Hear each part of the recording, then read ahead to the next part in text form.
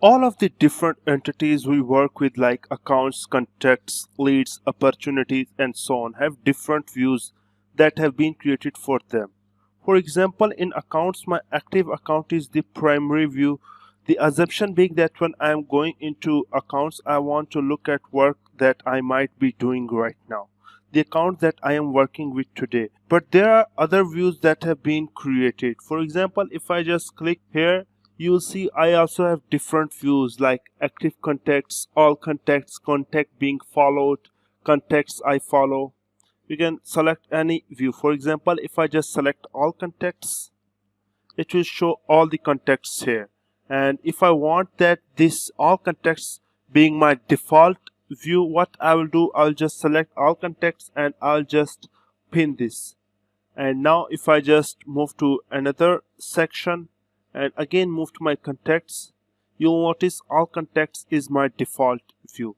And if you want to remove this, just select another one. For example, again I'll select this active contacts.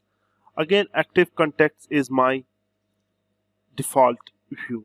Other stuff here you will see is you can sort this in different order. For example, I want to sort this by email A to Z. If I just select Z to A, it will sort it by Z to A.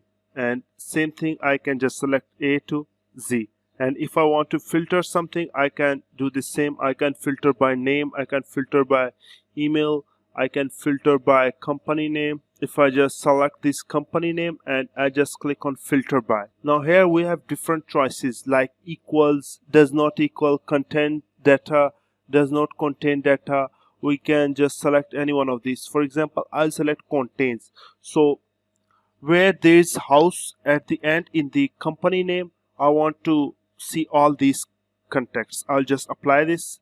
Now it will show me all the contacts where house is written at the end of the company name. Same thing you can do in the leads.